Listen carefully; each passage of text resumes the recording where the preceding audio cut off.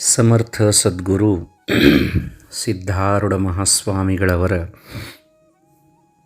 ಶ್ರೀಚರಣಗಳನ್ನು ಮಂದಿರದಲ್ಲಿ ಸ್ಮರಿಸಿಕೊಂಡು ಮೌನಯೋಗಿ ಗುರುನಾಥ ಆರೂಢರ ಸ್ಥಿತಿಗೆ ಕಾರಣಾದ ಜ್ಞಾನವ ನೀಡಿ ಕಬೀರದಾಸರ ಜೀವಭಾವನಲಿದ ಆನಂದದಿಂದ ಅಕ್ಕಲಕೋಟೆಯ ಶರಣರಿಗೆ ಒಲಿದ ಮಾನನಿಧಿ ಶಿವಪುತ್ರ ಸ್ವಾಮಿಗೆ ವಿದ್ಯೆಯ ಕರುಣಿಸಿದ ಬ್ರಹ್ಮ ವಿದ್ಯೆಯ ಕರುಣಿಸಿದ ಅಂಥೇಳಿ ಸದ್ಗುರು ಸಿದ್ಧಾರೂಢರನ್ನು ಅದೆಷ್ಟು ಸುಂದರವಾಗಿ ಗುಣಗಾನಗೈದರಂತ.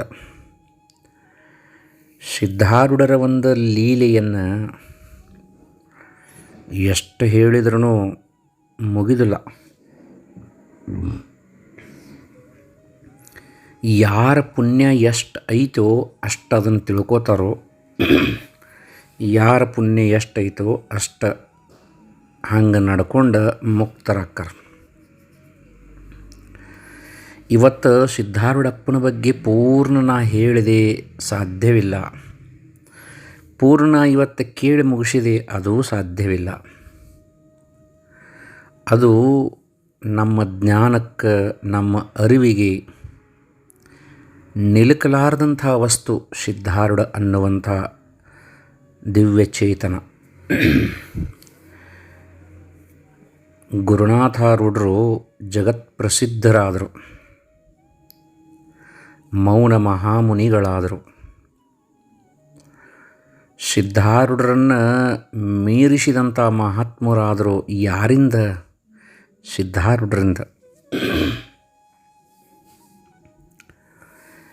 ಇವತ್ತು ಕಬೀರದಾಸರು ಶೇಖ್ ಅಮೀನ್ ಅನ್ನುವಂತಹ ಮಹಮ್ಮದೀಯರಿದ್ದರು. ಅವರು ಜ್ಞಾನದ ನಿಧಿಯಾದರು.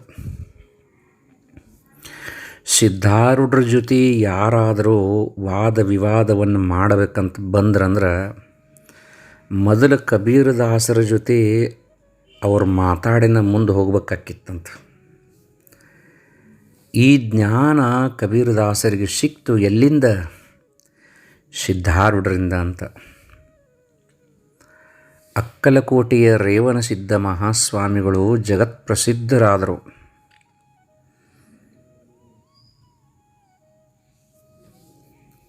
ಅವರ ಒಂದು ಬೋಧನೆಯಿಂದ ಎಷ್ಟೋ ಪಾಮರರು, ರಾಜರು, ಬಡವರು, ಬಲ್ಲಿದರು ಉದ್ಧಾರ ಆಗಿ ಹೋದರು. ಹೆಂಗೆ ಬಂತ ಅವರಿಗೆ ಆ ಶಕ್ತಿ ಅಂದ್ರೆ ಸದ್ಗುರು ಸಿದ್ಧಾರೂಢರಿಂದ. ಶಾಂತಾಶ್ರಮದ ಪುಣ್ಯ ಪುರುಷರಾದಂತಹ ಶಿವಪುತ್ರಪ್ಪನವರು ಪ್ರಕಾಂಡ ಪಾಂಡಿತ್ಯವನ್ನು ಸಂಪಾದಿಸಿದರು. ಜ್ಞಾನ, ಉಪನಿಷತ್ತು, ಆಗಮ ಶಾಸ್ತ್ರಗಳು ಎಲ್ಲವನ್ನೂ ಸಹಿತ ಕರಗತ ಮಾಡಿಕೊಂಡ್ರು. ಹೆಂಗಂದ್ರೆ ಸಿದ್ಧಾರೂಢರ ಕೃಪೆಯಿಂದ.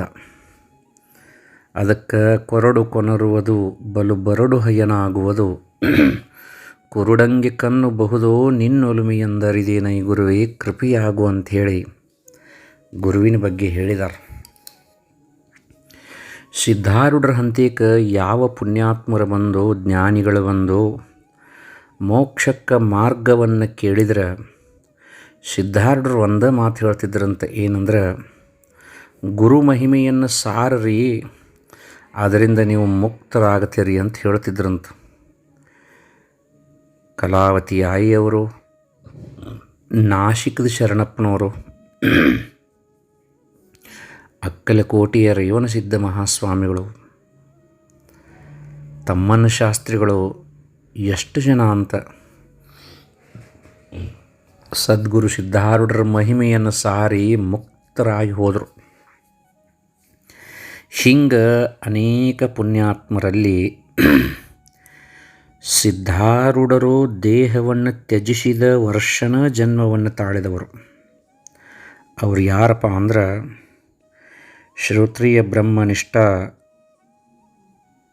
ಶ್ರೀ ಸದ್ಗುರು ಚನ್ನಬಸವಾನಂದ ಮಹಾಸ್ವಾಮಿಗಳು. ಇವರು ಗುರು ಕೃಪೆಯನ್ನು ಸಂಪಾದಿಸಿಕೊಂಡಂಥ ಪುಣ್ಯಾತ್ಮರು ನೋಡ್ರಿ. ಇದು ಸಿದ್ಧಾರೂಢ ಗುರುದೇವ ಆಶ್ರಮ ಇರೋದು ಮಣಕೂರಿನೊಳಗೆ. ಈ ಮಣಕೂರು ಇರೋದು ರಾಣಿಬೆನ್ನೂರು ತಾಲೂಕು, ಹಾವೇರಿ ಜಿಲ್ಲಾ. ಈ ಒಂದು ಪುಣ್ಯಕ್ಷೇತ್ರದ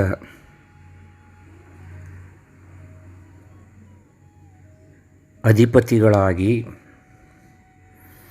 ಸಿದ್ಧಾರೂಢರ ಮಹಿಮೆಯನ್ನು ಸಾರಿದಂಥ ಪುಣ್ಯಾತ್ಮರು ಈ ಚನ್ನಬಸವಾನಂದ ಮಹಾಸ್ವಾಮಿಗಳು. ಚನ್ನಬಸವಾನಂದ ಮಹಾಸ್ವಾಮಿಗಳು ಹುಟ್ಟಿದ್ದು 1929, ದೇಹವನ್ನು ತ್ಯಜಿಸಿದ್ದು 2018, ಅಂದರೆ ಕೇವಲ 6 ವರ್ಷದ ಹಿಂದೆ ತಮ್ಮ ದೇಹವನ್ನು ತ್ಯಜಿಸಿದ್ದಾರೆ ಈ ಪುಣ್ಯಾತ್ಮರು. ಚನ್ನಬಸವಾನಂದ ಮಹಾಸ್ವಾಮಿಗಳು ಅವರ ಪೂರ್ವಾಶ್ರಮದೊಳಗೆ ಗೃಹಸ್ಥರವರು. ಬಸವನಗೌಡರು ಮತ್ತು ಶ್ರೀಮತಿ ಕೆಂಚಮ್ಮ ಅಂಥೇಳಿ ಪುಣ್ಯ ದಂಪತಿಗಳಿದ್ದರು ಈ ಮಣಕೂರಿನೊಳಗೆ. ಅತ್ಯಂತ ಧರ್ಮನಿಷ್ಠರು, ಸಂಸ್ಕಾರವಂತರು, ನೀತಿ ನಿಯಮಗಳಿಂದ ತೊಡಗಿದಂಥ ಪುಣ್ಯಾತ್ಮ ದಂಪತಿಗಳಿದ್ದರು ಇವರು. ಹುಬ್ಬಳ್ಳಿಗೆ ಹೋಗಿ ಸಿದ್ಧಾರೂಢರ ದರ್ಶನವನ್ನು ಪಡ್ಕೊಂಡು ಸೇವಾ ಮಾಡಿ ಅವರಿಂದ ಆಶೀರ್ವಾದವನ್ನು ಪಡ್ಕೊಂಡು ಬಂದಂಥ ಪುಣ್ಯಾತ್ಮರಿದ್ದರು ಈ ದಂಪತಿಗಳು. ಈ ಒಂದು ಪುಣ್ಯ ದಂಪತಿಗಳ ಗರ್ಭದೊಳಗೆ 5/7/1929 ಜನ್ಮವನ್ನು ತಾಳಿದಂಥ ಮಹಾತ್ಮರು ಈ ಚನ್ನಬಸವಾನಂದ ಮಹಾಸ್ವಾಮಿಗಳು.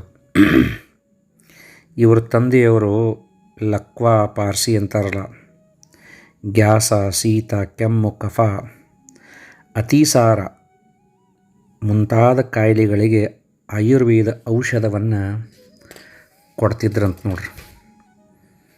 ಕಾಯಕನಿಷ್ಠರನ್ನು ಇದ್ದರು. ಮತ್ತು ಅವರಿಗೆ ಒಬ್ಬಕ್ಕೆ ಮಗಳನ್ನು ಇದ್ಲು. ಮುಂದೆ ಈ ಬಸವನಗೌಡರಿಗೆ ವೈರಾಗ್ಯ ಹುಟ್ಟಿತ್ರಿ. ಯಾವಾಗ ತಮ್ಮ ಮಗ 18 ವರ್ಷದವರ ಆದರೂ ಚನ್ನಬಸವಾನಂದ ಮಹಾಸ್ವಾಮಿಗಳು ವೈರಾಗ್ಯ ಹುಟ್ಟಿ, ಇನ್ನು ನಾ ಸನ್ಯಾಸಿ ಆಗ್ತೇನೆ, ಸಂಪೂರ್ಣ ಒಂದು ಜವಾಬ್ದಾರಿಯನ್ನು ನೀನು ತಗೋಬೇಕು ಅಂಥೇಳಿ ಅವ್ರಿಗೆ ಹೇಳಿದ ಕೂಡಲೇ ಈ ಬಾಲಕ ಚನ್ನಬಸವಾನಂದರು ಹೇಳ್ತಾರೆ, ಇವರಿಗೆ ಮೊದಲಿಂದ ಹೆಸರು ಚನ್ನಬಸನಗೌಡ ಅಂತ ಹೇಳಿಕ್ಯಾರ. ಚನ್ನಬಸನಗೌಡ ಅಂತ ಹೇಳಿಕ್ಯಾರ ಇವರ ಪೂರ್ವಾಶ್ರಮದ ಹೆಸರಿತ್ತು. ಮತ್ತು ನಾರು ಯಾಕೆ ಉಳಿಲಿ, ನಾನು ಸನ್ಯಾಸ ಆಗ್ತೀನಿ, ನನಗೂ ವೈರಾಗ್ಯ ಹುಟ್ಟೈತಿ ನಡಿ ಅಂತಂದ್ರೆ ಅವರು.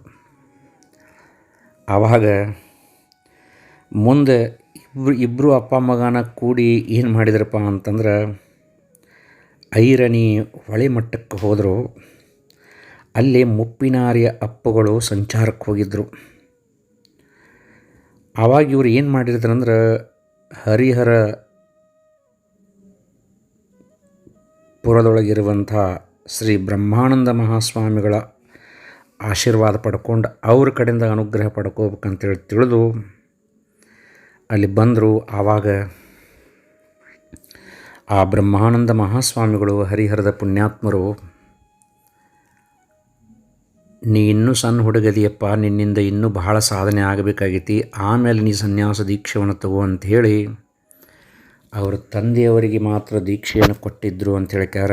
ಅವರ ಇತಿಹಾಸದಿಂದ ನಮಗೆ ಗೊತ್ತಾಗ್ತೈತಿ. ಮತ್ತು ಈ ಚನ್ನಬಸನಗೌಡರು ಬಹಳ ಶಾಂತ ಸ್ವಭಾವದವರಿದ್ದರು. ಮತ್ತು ಯಾವಾಗಲೂ ಸಹಿತ ಅಧ್ಯಾತ್ಮದೊಳಗನ ತಮ್ಮನ್ನು ತಾವು ತೊಡಗಿಸ್ಕೊಂಡಿದ್ದರು. ಮುಂದೆ ಅವರಿಗೆ 18 ವರ್ಷ ಆದ ನಂತರ ಮತ್ತು ಅವ್ರ ತಂದೆ ತಾಯಿಗಳ ಒತ್ತಾಯದ ಮೇರೆಗೆ ಅವ್ರ ಲಗ್ನವೂ ಆದ್ರೆ ನೋಡ್ರಿ. ಹಾವೇರಿ ಜಿಲ್ಲಾ ರಾಣೆಬೆನ್ನೂರು ತಾಲೂಕಿನೊಳಗನೆ ಇರುವಂತಹ ಅಂತರ್ವಳ್ಳಿ ಎನ್ನುವಂತಹ ಗ್ರಾಮದೊಳಗೆ ಹೊಸಳ್ಳಿ ಎನ್ನುವ ಮನೆತನಕ್ಕೆ ಸೇರಿದಂತಹ ಶ್ರೀಮತಿ ಗಂಗಮ್ಮ ಗಂಗಪ್ರಡ್ಡಿ ಅನ್ನುವಂತಹ ದಂಪತಿಗಳ ಗರ್ಭದಲ್ಲಿ ಜನಿಸಿದಂಥ ಚನ್ನಬಸಮ್ಮ ಅನ್ನುವ ಕನ್ಯಾರತ್ನದ ಜೊತೆಗೆ ಚನ್ನಬಸನಗೌಡರದು ಲಗ್ನನೂ ಮಾಡಿದ್ರಿ. ಒಲ್ಲೆಣ್ಲಾರ್ದ ಮನುಷ್ಯನಿಂದ ಕೆಸರಿನೊಳಗೆ ಕಮಲಿದ್ದಂಗೆ ಸಂಸಾರಕ್ಕೆ ತೊಡಗಿ ಅವರಿಗೆ 3 ಗಂಡು ಮಕ್ಕಳು 4 ಹೆಣ್ಣು ಮಕ್ಕಳನ್ನು ಸಹಿತ ಜನಿಸಿದರು. ಮತ್ತು ಇವ್ರದ್ದೊಂದು ಸ್ವಭಾವಿತ್ರ ಏನಂತಂದ್ರೆ, ಗೃಹಸ್ಥಾಶ್ರಮವನ್ನು ಮಾಡ್ಕೋತನ ಊರಿಗೆ ಯಾರ ಮಹಾತ್ಮರು ಬರಲಿ ಸತ್ಪುರುಷರು ಬರಲಿ ಅವರನ್ನು ತಮ್ಮ ಮನೆಗೆ ಕರ್ಕೊಂಡು ಹೋಗೋದು, ಅವರಿಗೆಲ್ಲ ಊಟದ ವ್ಯವಸ್ಥೆ, ಅವರಿಗೆ ಇರೋ ವ್ಯವಸ್ಥೆ, ಅವ್ರಿಗೆ ದಕ್ಷಿಣೆಗಳನ್ನು ಕೊಡೋದು, ಅವ್ರನ್ನ ಸಂತುಷ್ಟಪಡಿಸೋದು ಮಾಡ್ತಿದ್ರು. ಇವರು ಸಂಸಾರದೊಳಗೆ ಏನು ತಾಪತ್ರಯಗಳಿದ್ದರೂ ಸಹಿತ ಅದನ್ನು ಎತ್ತಿ ತೋರಿಸ್ತಿರ್ಕಿಲ್ಲ. ಸಾಧು ಸಂತ ಯತಿ ಘರ ತೋಚಿ ದಿವಾಳಿ ದಸರಾ ಅಂಥೇಳಿಕ್ಯಾರ ಸಂತರು ಹೇಳಿದಂಗೆ, ನಿಜವಾದ ದಸರಾ ಹಬ್ಬ ಮತ್ತು ದೀಪಾವಳಿ ಹಬ್ಬ ಯಾವುದಪ್ಪ ಅಂದ್ರೆ ಮನೆಗೆ ಸಾಧು ಸಂತರು ಬಂದ್ರಂದ್ರೆ ಅನ್ನೋರು ಹಂಗೆ, ಇವರು ಧನ್ಯೋ ಗೃಹಸ್ಥಾಶ್ರಮ ಅನ್ನೋರು ಹಂಗೆ ಗೃಹಸ್ಥ ಜೀವನವನ್ನು ಮಾಡ್ಕೊತ ತಮ್ಮದು ಏನು ಒಂದು 18 ಎಕರೆ ಜಮೀನಿತ್ತು, ಅವರು ಏನು ಮಾಡ್ತಿದ್ರಂದ್ರೆ ಆ ಜಮೀನಿನೊಳಗೆ ದುಡಿಮೆಯನ್ನು ಮಾಡಿ ಬಂದಂತಹ ದುಡ್ಡಿನಿಂದ ಸಾಧು ಸಂತರ ಸೇವಾ ಮಾಡ್ತಿದ್ರು ಇವರು. ಮುಂದೆ ದಾವಣಗೆರೆ ಜಿಲ್ಲಾ ಹರಿಹರ ನಗರದೊಳಗಿರುವಂಥ ಬ್ರಹ್ಮಾನಂದ ಸ್ವಾಮಿಗಳ ಮಠಕ್ಕೆ 1954 ಏನು ಸ್ಥಾಪನೆಗೊಂಡಿತ್ತು, ಅಲ್ಲಿ ಗುರುಗಳನ್ನು ಮಾಡ್ಕೋಬೇಕಂಥೇಳಿ ಮತ್ತು ಪೂಜ್ಯರು ಹೋದರು. ಅಲ್ಲಿ ಇದ್ದಂತಹ ಗುರುಗಳು ಏನು ಮಾಡ್ತಿದ್ರಂದ್ರೆ, ನೀ ಮೊದಲ ಗುರು ಸೇವೆಯನ್ನು ಮಾಡಪ್ಪ ಅಂತ ಹೇಳಿದರು. ಹಂಗೆ ಸ್ಥಾನ ಅಂಗ ಆಪ್ತ ಮತ್ತು ಸದ್ಭಾವನಾ ಅನ್ನುವಂತಹ ಚತುರ್ವಿಧವಾದಂತಹ ಸೇವೆಯನ್ನು ಹರಿಹರಕ್ಕೆ ಹೋಗಿ ತಮ್ಮ ಊರಿನಿಂದ ಚಕ್ಕಡಿ ಒಳಗೆ 15 ದಿನದ ಗಂಟಲೆ ಉಳಿದ ತನ್ನ ಹೆಂಡತಿ ಮಕ್ಕಳನ್ನ ಕರ್ಕೊಂಡು ಹೋಗಿ ಗುರು ಸೇವಾ ಮಾಡಿ ಬರ್ತಿದ್ದರು. ಮುಂದೆ ಆ ಗುರುವಿನ ಒಂದು ಕೃಪಾಶೀರ್ವಾದನ ಪಡ್ಕೊಂಡು ಕೃತಾರ್ಥರನೂ ಆದರು. ತಮ್ಮ 25ನೇ ವರ್ಷಕ್ಕೆ ಅವರ ಸೇವಾ ಆರಂಭ ಮಾಡಿದವರು ಮುಂದೆ 65 ವರ್ಷ ಗಂಟಲೆ ಏನು ಮಾಡಿದರು ಅಂತಂದ್ರೆ ಆ ಗುರುವಿನ ಸೇವೆ ಒಳಗನ ತತ್ಪರರಾಗಿನ ಇದ್ರವರು. ಮತ್ತು ಶ್ರಾವಣ ಮಾಸದೊಳಗೆ, ರಾಮನವಮಿ ಒಳಗೆ, ಕಾರ್ತಿಕೋತ್ಸವದೊಳಗೆ, ಗುರು ಪೌರ್ಣಿಮಾ ವಿಶೇಷ ಕಾರ್ಯಕ್ರಮದೊಳಗೆ 15 ದಿನದ ಗಂಟಲೆ ಉಳಿದ ವಿಶೇಷವಾದಂಥ ಸೇವಾ ಮಾಡಿ ಭಿಕ್ಷಾ ತಗೊಂಡು ಗುರುಗಳ ಮಠಕ್ಕೆ ಬ್ರಹ್ಮಾನಂದರ ಆಶ್ರಮಕ್ಕೆ ಹೋಗಿ ಮುಟ್ಟಿಸಿ ಬರ್ತಿದ್ರಂಥವ್ರು. ಹಿಂಗೆ ವಿಶೇಷವಾದಂಥ ಒಂದು ಸೇವೆಯನ್ನು ಮಾಡಿದಂಥ ಪುಣ್ಯಾತ್ಮರು ಚನ್ನಬಸವಾನಂದ ಮಹಾಸ್ವಾಮಿಗಳು. ಯಾವಾಗ ಬ್ರಹ್ಮಾನಂದ ಮಹಾಸ್ವಾಮಿಗಳು 1970 ಬ್ರಹ್ಮಲೀನರಾದರೂ, ಅವರ ನಂತರ ಅವರ ಶಿಷ್ಯರು ಕೃಪಾನಂದ ಭಾರತಿ ಮಹಾಸ್ವಾಮಿಗಳು ಪೀಠಾಧಿಪತಿಗಳಾದರು. ಅವರು ಸೇವಾನು ಸಹಿತ ಅಷ್ಟೇ ಭಕ್ತಿಯಿಂದ ಮಾಡಿದರು. ಮುಂದೆ ಕೃಪಾನಂದ ಮಹಾಸ್ವಾಮಿಗಳ ಒಂದು ಆರೋಗ್ಯ ಕೆಟ್ಕೊಂತ ಬಂತು. ಮುಂದೆ ಯಾವಾಗಂದ್ರೆ 2001 ಶ್ರಾವಣದೊಳಗೆ ಆ ಗುರುಗಳು ದೇಹವನ್ನು ಬಿಡುವಂತಹ ಸಮಯ ಬಂದಿತ್ತು.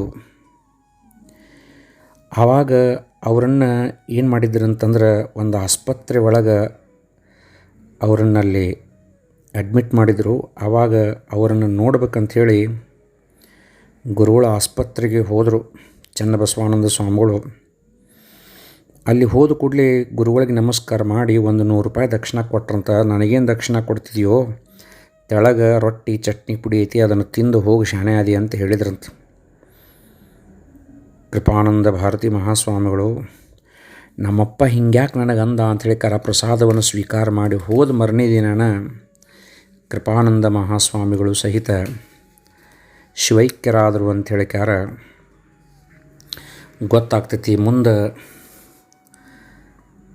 ಈ ಚನ್ನಬಸನಗೌಡರನ್ನ ಚನ್ನಬಸವಾನಂದ ಮಹಾಸ್ವಾಮಿಗಳಾಗಿ ಸನ್ಯಾಸ ದೀಕ್ಷೆಯನ್ನು ತಗೊಂಡು ತಮ್ಮ ಮನೆಯೊಳಗನ ಮನಕೂರಿನೊಳಗೆ ಸತ್ಸಂಗ ಕಾರ್ಯಕ್ರಮವನ್ನು ಆರಂಭ ಮಾಡಿದರು. ಪ್ರತಿ ತಿಂಗಳ ಅಮಾವಾಸ್ಯೆ ಮೊದಲೇ ದಿವಸ ಸತ್ಸಂಗವನ್ನು ಮಾಡೋದು, ಮಹಾತ್ಮರಿಂದ ಪ್ರವಚನಾದಿಗಳನ್ನು ಮಾಡಿಸೋದು, ಪ್ರಸಾದ ವ್ಯವಸ್ಥೆ ಮಾಡೋದು, ಎಷ್ಟೋ ದಿವಸ ಈ ಒಂದು ಸತ್ಸಂಗವನ್ನು ಮಾಡಿದರು. ಸತ್ಸಂಗತ್ವೇ ನಿಸ್ಸಂಗತ್ವಂ, ನಿಸ್ಸಂಗತ್ವೇ ನಿರ್ಮೋಹತ್ವಂ, ನಿರ್ಮೋಹತ್ವೇ ನಿಶ್ಚಲತತ್ವಂ, ನಿಶ್ಚಲತತ್ವೇ ಜೀವನ್ಮುಕ್ತಿ ಅನ್ನೋರಂಗ ಗುರುಗಳ ಒಂದು ಸತ್ಸಂಗ ಕಾರ್ಯಕ್ರಮ ಈ ಒಂದು ಮನಕೂರಿನೊಳಗೆ ವಿಶೇಷವಾಗಿ ನಡ್ಕೋತ ಹೋತು. ಒಟ್ಟು 261 ಸತ್ಸಂಗ ಕಾರ್ಯಕ್ರಮಗಳನ್ನು ಬಸವಾನಂದ ಸ್ವಾಮಿಗಳು ವಿಶೇಷವಾಗಿ ಮಾಡಿದ್ದು ನಾವು ಮರಿಬಾರ್ದು. ಆ ಸತ್ಸಂಗದೊಳಗೆ ಸಿದ್ಧಾರೂಢರ ಒಂದು ಚರಿತ್ರ ಪಾರಾಯಣ ಮಾಡೋದು, ದೇವಿ ಪುರಾಣವನ್ನು ಪಾರಾಯಣ ಮಾಡೋದು, ಎಲ್ಲರಿಗೂ ಸಹಿತ ಸಿದ್ಧಾರೂಢರ ಮಹಿಮೆಯನ್ನು, ಸತ್ಸಂಗದ ಮಹಿಮೆಯನ್ನು ತಿಳಿಸೋದು. ಒಂದು ಎಂಥ ಪ್ರಸಂಗ ಬಂತಂದ್ರೆ, ಇವರ 2ನೇ ಮಗನಾದಂಥ ತಿಮ್ಮನಗೌಡ ಅನ್ನುವಂಥವರು ಮನಕೂರಿನಿಂದ ಗಾಡಿ ಮೇಲೆ ಹರಿಹರಕ್ಕೆ ಹೋಗುವಾಗ ರಸ್ತೆ ಅಪಘಾತದೊಳಗೆ ಮರಣವನ್ನು ಹೊಂದಿದರು. ಇವರ ಸ್ವಂತ ಮಗನನ. ಅಷ್ಟಾದ್ರೂ ಸಹಿತ 2 ದಿವಸದೊಳಗೆ ಸತ್ಸಂಗ ಬಂದಿತ್ತು. ಮನೆ ಮಂದೆಲ್ಲ ಬೇಡ ಅಂತಿದ್ರಂತ. ಆವಾಗ ಅವ್ರು ಹೇಳಿದ್ರಂತ ಗುರುಗಳು ಒಂದ ಮಾತು ಏನಂದ್ರೆ, ಇವತ್ತು ಹೋಗಿದಾನ, ನಾಳೆ ನಾವು ಹೋಗ್ತೇವೆ, ಯಾರೂ ಇಲ್ಲಿ ಇರಾಕೆ ಬಂದಿಲ್ಲ.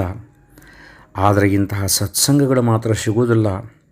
ನಾವು ಎಷ್ಟೋ ಜನ್ಮದ ಪುಣ್ಯ ಮಾಡಿದ್ದಕ್ಕೆ ಇದು ನಮಗೆ ಪ್ರಾಪ್ತ ಆಗೈತೆ ಅಂಥೇಳಿ ತಿಳ್ಕೊಂಡು ತಮ್ಮ ಮಗನ ಮಣ್ಣು ಕೊಟ್ಟ 3ನೇ ದಿವಸಕ್ಕೆ ಮತ್ತು ಸತ್ಸಂಗವನ್ನು ಮಾಡಿದಂತಹ ವೈರಾಗ್ಯ ಮೂರ್ತಿಗಳು ಚನ್ನಬಸವಾನಂದ ಮಹಾಸ್ವಾಮಿಗಳು. ಇವ್ರ ಮುಂದೆ ಹೇಳ್ತಾರೆ, 2001 ಸನ್ಯಾಸ ದೀಕ್ಷೆಯನ್ನು ತಗೊಂಡು ಚನ್ನಬಸವಾನಂದ ಮಹಾಸ್ವಾಮಿಗಳು ಅಂಥೇಳಿ ಬಿರುದಾಂಕಿತವನ್ನು ಪಡೆದರು ಅಂತ ಹೇಳ್ತಾರೆ. ಅವರ ಮುಂದೆ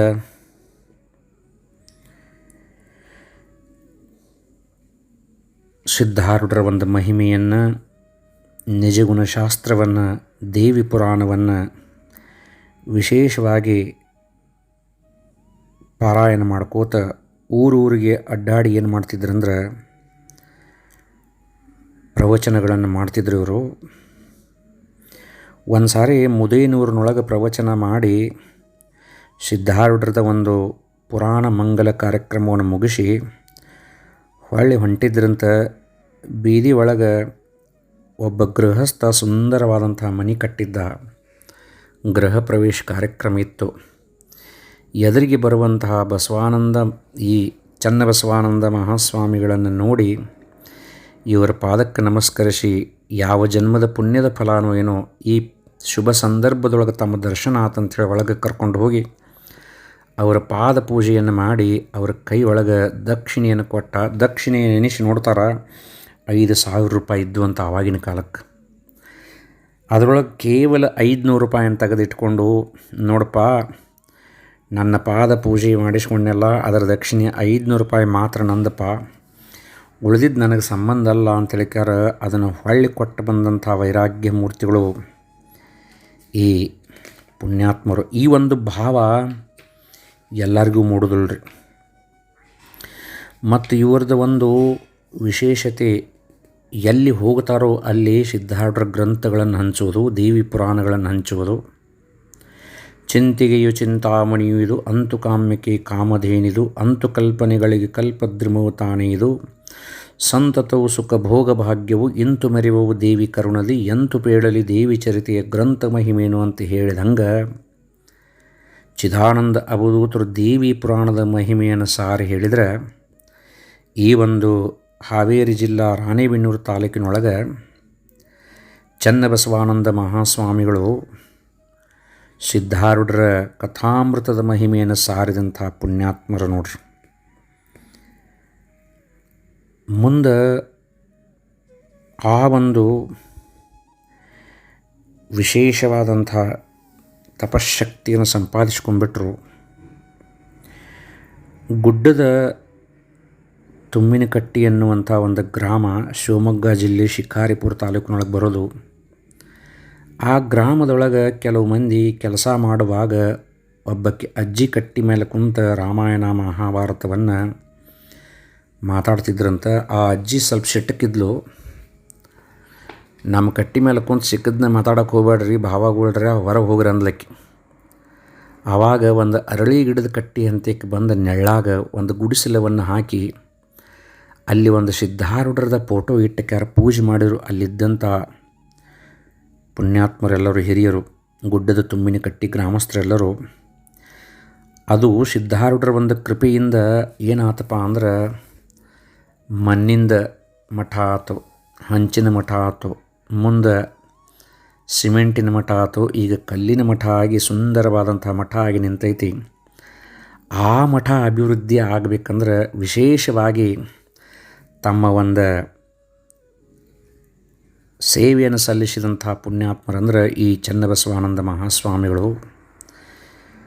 ಅಲ್ಲೆಲ್ಲ ಸಿದ್ಧಾರೂಢರಂದ್ರೆ ಯಾರು, ಹುಬ್ಬಳ್ಳಿ ಅಂದರೆ ಏನು ಅನ್ನೋದು ಗೊತ್ತೈತಿರ್ಲಾರ್ದಂಥ ಊರಿನೊಳಗೆ ಸಿದ್ಧಾರೂಢರ ಮಹಿಮೆಯನ್ನು ಸಾರಿದರು. ಸಿದ್ಧಾರೂಢರ ಪವಾಡಗಳನ್ನು ಹೇಳಿದರು. ಸಿದ್ಧಾರೂಢರ ಒಂದು ಮಹಿಮೆಯನ್ನು ಸಾರಿ ಅಲ್ಲಿಂದ ಪಾದಯಾತ್ರೆಗಳ ಮುಖಾಂತರ ಏನು ಮಾಡಿದ್ರಂದ್ರೆ ಭಕ್ತರನ್ನು ಕರ್ಕೊಂಡು ಬರ್ತಿದ್ರಂತ.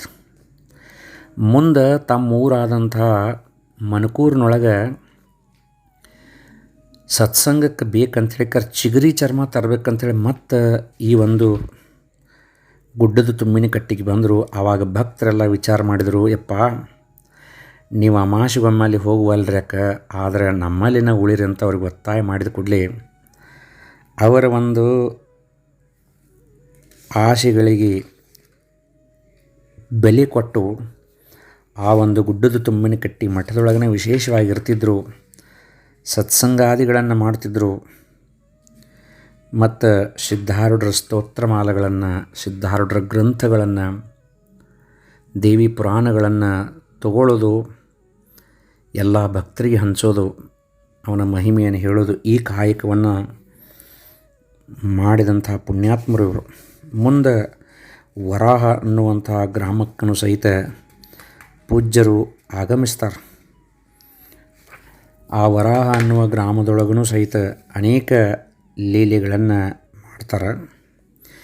ಈ ವರಾಹ ಗ್ರಾಮದೊಳಗೆ ಒಂದು ಸಾರಿ ಒಬ್ಬರ ಮನೆ ಒಳಗೆ ವಸ್ತಿ ಮಾಡಬೇಕಾಗಿತ್ತು ಚನ್ನಬಸವಾನಂದ ಮಹಾಸ್ವಾಮಿಗಳಿಗೆ. ಅವ್ರ ಮನೆಗೆ ಗಿಲಾವಾಗಿರ್ಕಿಲ್ಲ. ಆ ಇಟ್ಟಂಗಿ ಸಂಧಿ ಒಳಗೆಲ್ಲ ತಗಣಿಗಳು ತುಂಬಿದ್ದು, ತಗಣಿ. ಇಂಥ ಮನೆಯೊಳಗೆ ಇವ್ರನ್ನ ಹೆಂಗೆ ಮಲಗಿಸೋದಪ್ಪ ಅಂಥೇಳಿ ಚಿಂತಾಕ್ರಾಂತರಾದಾಗ ಅದನ್ನು ತಿಳಿದಂಥ ಚನ್ನಬಸವಾನಂದ ಅಪ್ಪನವರು ಹೇಳ್ತಾರೆ ಏನಂದ್ರೆ, ನಾ ಇಲ್ಲೇ ಮಲ್ಕೊಳ್ತೇನೆ ಅಂತ ಹೇಳ್ಕರ ಸುಖ ನಿದ್ರೆಯನ್ನು ಮಾಡಿದರು. ಆವಾಗ ಬೆಳತನಕ ತಗಣಿ ಕಡಿದ್ರೂ ಸಹಿತ ಒಂದಿಷ್ಟನೂ ಚಿಂತೆ ಮಾಡಲಿಲ್ಲ. ಇದು ನನ್ನ ಪ್ರಾರಬ್ಧ ಅಂತ ಅನುಭವಿಸಿದರು.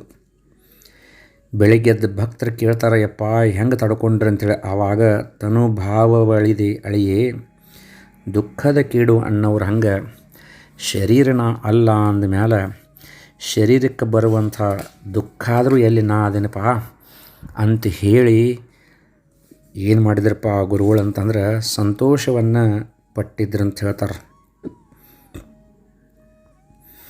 ಮತ್ತು ಭಾಳ ಮಾತೃ ಹೃದಯಗಳಿದ್ರು ಇವರು. ಯಾರಾದರೂ ಆಹ್ವಾನವನ್ನು ಕೊಟ್ಟರಪ್ಪ ಅಂದ್ರೆ ಅಲ್ಲಿ ಹೋಗಿ ಏನು ಮಾಡ್ತಿದ್ರಂದ್ರೆ ತಮ್ಮ ಸೇವೆಯನ್ನು ಸಲ್ಲಿಸಿ ಬರ್ತಿದ್ದರು. ಪ್ರವಚನ ಸೇವೆಯನ್ನು, ಗುರುವಿನ ಮಹಿಮೆಯನ್ನು ಹಾಡಿ ಬರ್ತಿದ್ದರು. ಒಂದು ಸರಿ ಏನಾಗಿತ್ತು, ವರಾಹ ಗ್ರಾಮಕ್ಕೆ ಸತ್ಸಂಗಕ್ಕೆ ಬರ್ರಿಯಪ್ಪ ಅಂತ ಹೇಳಿದ ಕೂಡಲೇ ಮನಕೂರಿನ ಭಕ್ತರಿಗೆ ಹೇಳಿ ಕಳಿಸಿರ್ತಾರೆ ಅಪ್ಪಗಳು, ಬರ್ರಿಪ್ಪ ನೀವು ಅಂಥೇಳಿ. ಆವಾಗ ಆ ಮನಕೂರು ಗ್ರಾಮದಿಂದ ಆ ವರಾಹ ಗ್ರಾಮಕ್ಕೆ ಆಟೋ ರಿಕ್ಷಾದೊಳಗೆ ಅವ್ರ ಭಕ್ತರು ಬರುವಾಗ ಆಟೋ ರಿಕ್ಷಾ ಏನಾಗಿಬಿಡ್ತಿತ್ತು ಅಂದ್ರೆ ಮತ್ತೊಂದು ಆಟೋ ರಿಕ್ಷಾಕ್ಕೆ ಹೊಡೆದು ಏನಾಗಿಬಿಡ್ತಿತ್ತು ಅಂದ್ರೆ ಅದು ಆಕ್ಸಿಡೆಂಟ್ ಆಗ್ತೈತಿ. ಅದರೊಳಗೆ ಇವರು ಒಬ್ಬ ಭಕ್ತನಿಗೆ ಕಾಲಿಗೆ ಪೆಟ್ಟು ಹತ್ತೈತಿ.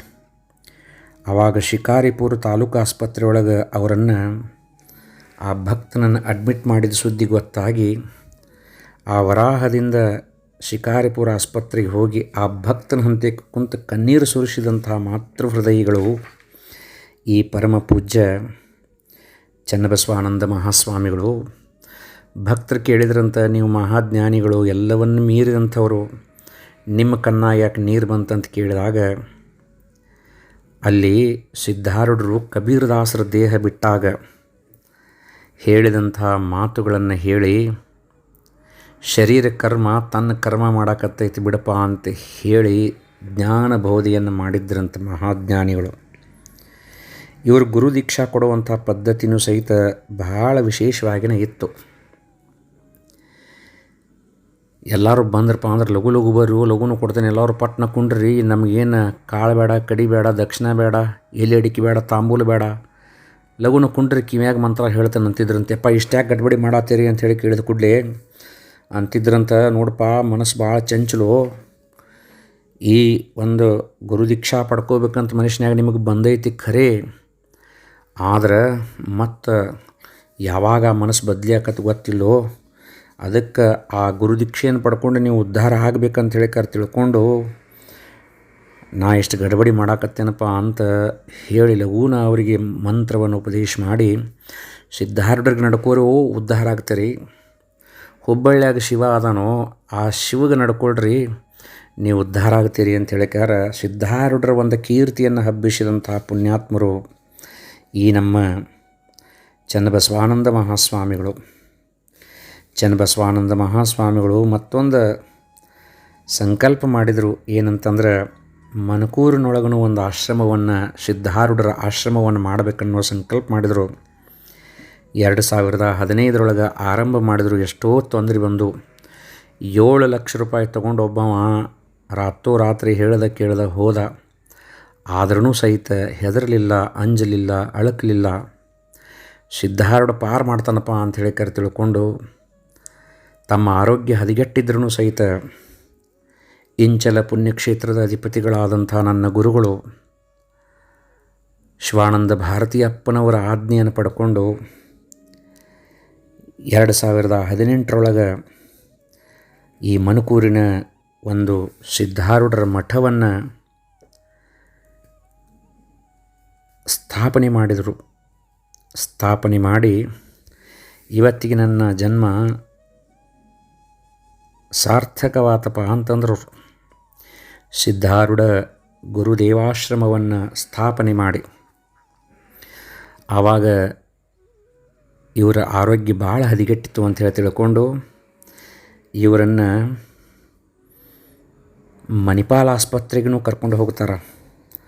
ಅಲ್ಲಿ ಆಸ್ಪತ್ರೆ ವೈದ್ಯರು, ಗುರುಗಳು ಭಾಳ ದಿವಸ ಬದುಕುವುದಿಲ್ಲ ಅಂತ ಹೇಳಿದ ಕೂಡಲೇ, ಈ ಶರೀರ ಒಂದಿನ ಹೋಗೋದನ್ನು ಇದರ ಸಂಬಂಧ ನೀವು ಚಿಂತೆ ಮಾಡಬೇಡ್ರಿ, ನನ್ನ ಲಘೂನ ಕರ್ಕೊಂಡು ನಡೀರೋ ಅಂತ ಹೇಳಿದ್ರಂತೆ. ಆವಾಗ ಮತ್ತು ಮನಕೂರಿಗಿನ ಬಂದರು ಪುಣ್ಯಾತ್ಮರು. ಮನಕೂರಿಗಿನ ಬಂದು 2018 ಆ ಸಿದ್ಧಾರೂಢನಲ್ಲಿ ಲೀನರಾದರು. ನೀರೊಳಗೆ ನೀರಡಗಿದಂದದಿ, ಕ್ಷೀರೊಳಗೆ ಕ್ಷೀರಡಗಿದಂದದಿ, ಚಾರು ಸಕ್ಕರೆ ಒಳಗೆ ಸಕ್ಕರೆ ಕೂಡಿಕೊಂಡಂತೆ, ಪಾರಮಾತ್ಮಕನಾದ ಯೋಗಿಯು ಕೂಡಿಹನು ಪರಿಪೂರ್ಣ ಬ್ರಹ್ಮದಿ, ಯಾರು ಯೋಗಕ್ಕೆ ಬೀಳುವರವರೇ ಪುಣ್ಯರಹರೆಂದ ಅನ್ನೋರು. ಹಂಗೆ ಈ ಅಪ್ಪನವರ ಫೋಟೋ ನೋಡಿದ ಕೂಡಲೇ ಗದಗಿನ ಶಿವಾನಂದ ಅಪ್ಪಗಳನ್ನು ನೋಡಿದಂಗೆ ಅನಿಸ್ತೈತೆ ನೋಡ್ರಿ. ಗದಗಿನ ಶಿವಾನಂದ ಅಪ್ಪಗಳು ಗೃಹಸ್ಥರಾಗಿ ದೇವಿ ಸಾಕ್ಷಾತ್ಕರಿಸಿಕೊಂಡು ಹೆಂಗೆ ಮಹಾತ್ಮರಾದರೂ ಹಂಗೆ ಈ ನಮ್ಮ ಶ್ರೋತ್ರಿಯ ಬ್ರಹ್ಮನಿಷ್ಠ ಸದ್ಗುರು ಚನ್ನಬಸವಾನಂದ ಮಹಾಸ್ವಾಮಿಗಳಾದರೂ ಸಹಿತ ಗೃಹಸ್ಥಾಶ್ರಮವನ್ನು ಸ್ವೀಕಾರ ಮಾಡಿದ್ರು. ಗುರು ಸೇವೆಯನ್ನು ಮಾಡಿ ಸಿದ್ಧಾರೂಢರ ಮಹಿಮೆಯನ್ನು ಹಾಡಿ ಹೊಗಳಿ ಸಿದ್ಧಾರೂಢರ ಪ್ರತಿರೂಪರಣ ಆಗಿ ಹೋಗಿದ್ದಾರೆ. ಅದರೊಳಗೆ ಯಾವ ಸಂಶಯನೂ ಇಲ್ಲ. ಈ ಪುಣ್ಯಾತ್ಮರ 6ನೇ ವರ್ಷದ ಪುಣ್ಯಾರಾಧನೆಯನ್ನು ಈ ಒಂದು ಮಠದ ಅಧಿಪತಿಗಳು ಮತ್ತು ಪೂಜ್ಯ ಅಪ್ಪನವರ ಮೊಮ್ಮಗಳೂ ಆಗಬೇಕಂತವರು ಶ್ರೋತ್ರಿಯ ಬ್ರಹ್ಮನಿಷ್ಠರು ಮಾತೋಶ್ರೀ ಚನ್ನಬಸಮ್ಮ ತಾಯಿಯವರು ಇವರ ಒಂದು ಹಾಕಿಕೊಟ್ಟ ಮಾರ್ಗದೊಳಗೆ ನಡೆಯಕತ್ತಾರ. ಸದ್ಗುರುಗಳ ಒಂದು ಮಹಿಮೆಯನ್ನು ವಿಶೇಷವಾಗಿ ಅವರು ಪ್ರಚಾರ ಮಾಡಕತ್ತಾರ. ಈ ಅಪ್ಪನವರಿಗೆ ಸಿದ್ಧಾರೂಢರ ಮಠದ ಬಾಜೂಕನ ಸಮಾಧಿಯನ್ನು ಮಾಡಿದ್ದಾರೆ. ಆ ಒಂದು ಪುಣ್ಯಾರಾಧನೆ ಕಾರ್ಯಕ್ರಮ, ಕಳಸಾರೋಹಣ, ವೇದಾಂತ ಸತ್ಸಂಗವನ್ನು ಮಾತೋಶ್ರೀ ಚನ್ನಬಸಮ್ಮ ತಾಯಿಯವರು 1/4/24ರಿಂದ 3/4/24 ಅಂದರೆ ಬರುವ ಸೋಮವಾರ, ಮಂಗಳವಾರ ಮತ್ತು ಬುಧವಾರ 3 ದಿವಸ ಶ್ರೀ ಸಿದ್ಧಾರೂಢ ಗುರುದೇವಾಶ್ರಮ ಮಣಕೂರು, ರಾಣೆಬೆನ್ನೂರು ತಾಲೂಕು, ಹಾವೇರಿ ಜಿಲ್ಲೆ ಒಳಗೆ ಏರ್ಪಾಡು ಮಾಡಿದ್ದಾರೆ. ಶ್ರೋತ್ರಿಯ ಬ್ರಹ್ಮನಿಷ್ಠ ಶ್ರೀ ಶಿವಾನಂದ ಮಹಾಸ್ವಾಮಿಗಳು, ಜಡಿಸಿದ್ಧ ಶಿವಯೋಗೀಶ್ವರ ಮಠ, ದಾವಣಗೆರೆ ಪೂಜ್ಯರ ಒಂದು ಕೃಪೆಗೆ ಪಾತ್ರರಾದಂಥ ಮಾತಾಜಿಯವರು ಮತ್ತು ಮರುಳದರ ಮಹಾಸ್ವಾಮಿಗಳು, ನಾಗರಾಜಾನಂದ ಮಹಾಸ್ವಾಮಿಗಳು, ಅನ್ನದಾನ ಮಹಾಸ್ವಾಮಿಗಳು, ಮಾತೋಶ್ರೀ ಅಕ್ಕ ಮಹಾದೇವಿಯವರು, ವಿವೇಕಾನಂದ ಮಹಾಸ್ವಾಮಿಗಳು ಮುಂತಾದವರೆಲ್ಲರೂ ಸಹಿತ ಈ ಒಂದು ಪವಿತ್ರ ಸತ್ಸಂಗ ಕಾರ್ಯಕ್ರಮಕ್ಕೆ ಆಗಮಿಸ್ತಾರಂತ. ಅಷ್ಟೇ ಅಲ್ಲದೆ ಶ್ರೋತ್ರಿಯ ಬ್ರಹ್ಮನಿಷ್ಠರು ಶ್ರೀಮತ್ ಪರಮಹಂಸ ಪರಿವ್ರಾಜಕಾಚಾರ್ಯ ಬಸವರಾಜ ದೇಶಿಕೇಂದ್ರ ಅಪ್ಪನವರ ಕೃಪೆಯನ್ನೂ ಸಹಿತ ಪಡೆದಂಥ ಪುಣ್ಯಾತ್ಮರು ಈ ಮಾತೋಶ್ರೀ ಚನ್ನಬಸಮ್ಮ ತಾಯಿಯವರು. ಹೊಳೆಮಠದ ಪೂಜ್ಯ ಅಪ್ಪಾಜಿಯವರು ಸಹಿತ ಆ ಕಾರ್ಯಕ್ರಮಕ್ಕೆ ಆಗಮಿಸ್ತಾರಂತ. ಈ ಚನ್ನಬಸವಾನಂದ ಮಹಾಸ್ವಾಮಿಗಳ ಕೃಪಾದೃಷ್ಟಿ ಎಷ್ಟು ದೊಡ್ಡದಪ್ಪ ಅಂದ್ರೆ, ನ್ಯಾಮತಿ ತಾಲೂಕಿನೊಳಗೆ ಬರುವಂಥ ಬೆಳಗುತ್ತಿ ಅನ್ನುವಂಥ ಒಂದು ಊರ. ಆ ಊರಿಗೆ ಹೋಗಿದ್ದರು. ಒಬ್ಬರು ಭಾಳ ಬಡತನ ಇತ್ತು, ಆದರೂ ಸಹಿತ ಪೂಜ್ಯ ಚನ್ನಬಸವಾನಂದ ಗುರುಗಳನ್ನ ಕರ್ಕೊಂಡೋಗಿ ಅವರಿಗೆ ಪ್ರಸಾದ ಕೊಟ್ಟರು. ಪ್ರಸಾದ ತಗೊಂಡು ಸಂತೋಷಪಟ್ಟು ಸಿದ್ಧಾರೂಢರ ಒಂದು ಚರಿತಾಮೃತವನ್ನು, ಕಥಾಮೃತವನ್ನು ಅವರಿಗೆ ಓದಾಕ ಕೊಟ್ಟರು. ಇದನ್ನು ಓದ್ರಿ, ನಿಮ್ಮ ಬಡತನ ಎಲ್ಲ ಹಿಂಗುತ್ತೈತೆ ಅಂತ ಆಶೀರ್ವಾದ ಮಾಡಿ ಬಂದಿದ್ರಂತ. ಇವತ್ತು ಆ ಊರಿನೊಳಗೆ ಯಾರು ಈ ಬೆಳಗುತ್ತಿ ಗ್ರಾಮದ ಪುಣ್ಯಾತ್ಮರು ಪೂಜ್ಯ ಅಪ್ಪನವರಿಂದ ಈ ಗ್ರಂಥವನ್ನು ತಗೊಂಡಿದ್ದರು, ಇವತ್ತು ಆಗರ್ಭ ಶ್ರೀಮಂತರಾಗಿ ತಮ್ಮ ಜೀವನವನ್ನು ನಡೆಸಿದ್ದಾರೆ. ಇಂತಹ ಕರುಣಾಮೂರ್ತಿಗಳು ನಮ್ಮ ಚನ್ನಬಸವಾನಂದ ಮಹಾಸ್ವಾಮಿಗಳು. ಸಿದ್ಧಾರೂಢರ ಒಂದು ಮಹಿಮೆಯನ್ನು ವಿಶೇಷವಾಗಿ ಸಾರಿದಂಥ ಪುಣ್ಯಾತ್ಮರು. ಇವರ ಕೃಪಾದೃಷ್ಟಿ ನಮಗೆ ನಿಮ್ಗೆ ಸದಾಕಾಲ ಇರಲಿ ಅಂಥೇಳಿ ಬೇಡಿ ನನ್ನ ಮಾತಿಗೆ ವಿರಾಮ ಕೊಡ್ತೇನೆ.